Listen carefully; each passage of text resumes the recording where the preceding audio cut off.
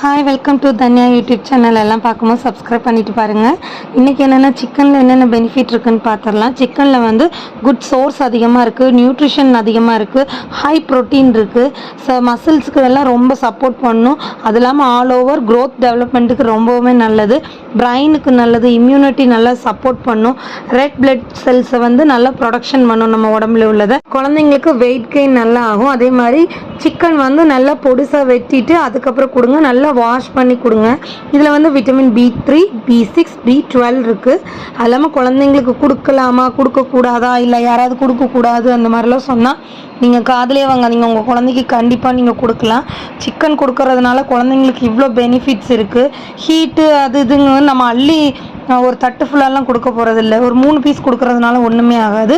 இத்தனை பெனிஃபிட்ஸ் இருக்குது. அதனால் வீக்லி 3 டைம்ஸ் கொடுக்கலாம் குழந்தைங்களுக்கு. இந்த வீடியோ பிடிச்சா மறக்காமல் சப்ஸ்கிரைப் பண்ணிடுங்க. பாய்.